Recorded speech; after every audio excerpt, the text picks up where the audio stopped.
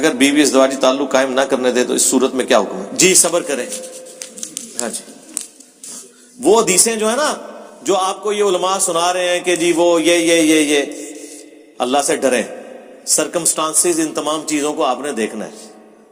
آپ نے اپنی عورتوں کے ساتھ جو کچھ کیا ہوا ہے، جتنی ذمہ داریاں ان کے اوپر ڈالی ہیں، سب سے بڑا عذاب تو آپ نے اپنے ماں باپ ان کے اوپر نازل کیے ہوئے ہیں. اسلام میں کہاں پہ ساس سسر کا رشتہ ہے؟ کوئی ضعیف حدیث ہی مجھے دکھا دیں. اس کے بعد آپ صرف اتنی مہربانی کیا کریں کہ وہ آپ کو اپنے ساتھ کمرے میں سونے دیتی ہیں. جس عذاب کے اندر آپ نے ان کو مبتلا کیا ہوا ہے، نندوں کے عذاب کے اندر، ساس سسر کے عذاب کے اندر. میرے بھائی لوگ مجھے کہتے ہیں جی آپ اس کے اوپر کوئی ویڈیو، کہاں سے ویڈیو ریکارڈ کراؤں؟ کوئی ضعیف روایت بھی موجود نہیں ہے، نہ کوئی آیت ہے ساس سسر کے رشتے کے اوپر. ماں باپ کا ذکر ہے جہاں پہ بھی ہے، تو وہ ماں باپ تو آپ کے ہیں نا، آپ کی بیوی کے تو نہیں ہے. اس نے اپنے ماں باپ کی خدمت کرنی ہے، آپ کے ماں باپ کی تو نہیں کرنی. اسلام میں تو یہی ہوتا تھا، جیسے ہی کوئی شادی ہوتی تھی وہ الگ فیملی شفٹ ہو جاتی تھی. ظاہر اس زمانے میں مکان تو نہیں لینا پڑتا تھا، ایک خیمے ہی لگتا تھا نا، ضرورتیں بھی بڑی محدود تھی نا. آج کل یہ جوائنٹ فیملی سسٹم، سب سے بڑی مصیبت تو یہ بنی ہوئی ہے. الگ ہوں، لیکن الگ ہونے کا مطلب یہ نہیں کہ آپ اپنے ماں باپ کو سڑنے کے لیے چھوڑ دیں گے. وہ توحید کے بعد سب سے بڑا حق آپ کے ماں باپ کا ہے آپ کے اوپر.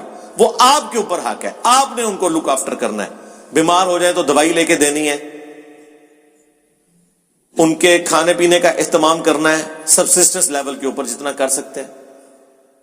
لیکن بیویوں کے اوپر جو آپ نے نوکرانی ان کو بنا کے رکھا ہوا ہے اور نندے ان کے اوپر سوار ہوئی ہوئی ہیں، وہ آ کے ایک مہینہ رہ کے جاتی ہیں وہاں پہ، ان کے بچوں کے برتن اور کپڑے تک بھی پھر آپ کی بیویاں دھوتی ہیں. یہ کون سا انصاف ہو رہا ہے؟ اس کے بعد آپ یہ کہیں گے جی بیوی نزدیک نہیں لگنے دی، لتر نہ لا کے مارے تو آپ نے کیا کیا بیویوں کے ساتھ؟ پوری دن کی تھکی ہوئی عورت، یقین کریں ایک عورت بیمار حالت میں بھی پورے گھر کو سنبھالتی ہے، بچوں کو اسکول بھیجتی ہے، خامن کا ناشتہ کھانا یہ سارا کپڑے سب اہتمام کرتی ہے، اور پوری فیملی مل کے ایک بیمار عورت کو نہیں سنبھال سکتی. یہ آپ فرق دیکھ لیں. تو صرف پریویلیجز نہ لیا کریں، آپ رسپانسبلٹیز بھی فیل کریں. ٹھیک ہے، ہمارے پاس تو بڑی اس طرح کی باتیں کرنے والی.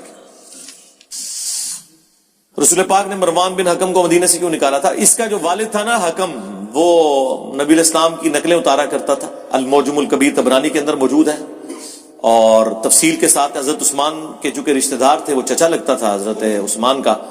حضرت ابوبکر کے زمانے میں بڑا زور لگایا کہ اس کو واپس لیں، تو حضرت ابوبکر نے کہا کہ جو گرا رسول اللہ نے لگائی ہے میں نہیں کھول سکتا. پھر حضرت عمر کے زمانے میں بھی، پھر حضرت عثمان جب خود خلیفہ بنے تو اسے واپس لے آئے. الٹا مروان کو اپنی بیٹی دے دی، یہ داماد بن گیا. پھر وہی پنجابی کا ایک محاورہ کہ ہتھاں نال لائیاں ہوئیاں دنداں نال کھولنیاں پیندیاں نے. ہاتھوں سے لگائی ہوئی گرا پھر دانتوں سے کھولنی پڑتی ہے. یہی مروان حضرت عثمان کی شہادت کا سبب بنا. اسی کی وجہ سے مسلمان رعایا اور صحابہ کرام حضرت عثمان کے خلاف ہوئے تھے. بیسیکلی اس کی غلط پالیسیز تھیں. یہ وزیر خاص بنا ہوا تھا نا اس وقت. تو اس پہ آپ میری ایک ویڈیو دیکھ لیں، حضرت عثمان شہید کیوں ہوئے. اس میں نے اور چیزیں بھی اس کے حوالے سے بتائی. غوث کتب ابدال کے نام کس نے رکھے ہیں؟ کہانیاں ہیں، ٹائم قیمتی ہے. بائبل پر عمل کرنے کا قرآن میں مسلمانوں کو حکم ہے، تو مسلمان بائبل پر عمل کریں. کہاں جی کس آیت کے اندر حکم ہے کہ بائبل کے اوپر عمل کرو مسلمانوں کو؟ قرآن تو یہ کہتا ہے کہ اگلی کتابوں کے اوپر مہیمن ہے، یہ کتاب نگہبان ہے. قرآن تو کہتا ہے اگلی کتابیں ٹیمپر ہوئی ہیں سوائے ان باتوں کے جو قرآن کے مطابق ہے. اچھا، باقی وہ کہہ رہے ہیں جی اس میں سورۃ البقرہ کی آیت نمبر 136 میں حکم ہوا ہے. جی یہ قرآن ہے، اور ابھی سورہ البقرہ کی آیت نمبر 136 کھول کے آپ کو اس کا فارم بھی سمجھا دیتے کہ وہ کیا بات ہوئی ہے. قرآن میں جہاں کہیں بھی یہ ذکر ہوگا تو وہ ان باتوں کے ساتھ ہے جہاں پہ باقی ساری کی ساری چیزیں جسٹیفائی ہو رہی ہوں. قرآن ہی بتا رہا ہے نا کہ انہوں نے چند ٹکوں کے عوض اللہ کی آیات بیچی ہیں، اپنی مرضی کے فتوے دیے ہیں، تعریف کی ہے ان کے اندر. تو اس میں تو یہ کوئی ذکر نہیں ہے. اس میں تو ہے قولوا آمنا باللہ وما انزل الینا وما انزل الی ابراہیم. یا اہل ایمان، تم مشرکین اور یہود و نصارہ کے اگینسٹ اپنے ایمان کا اظہار کرو. وہ تو چند پیغمبروں کو مانتے ہیں, بعض کا انکار کرتے ہیں. مشرکین عرب تو مانتے ہی نہیں تھے. حضرت ابراہیم کو بھی اپنے جد امجد کے طور پہ مانتے تھے, پیغمبر کے طور پہ نہیں.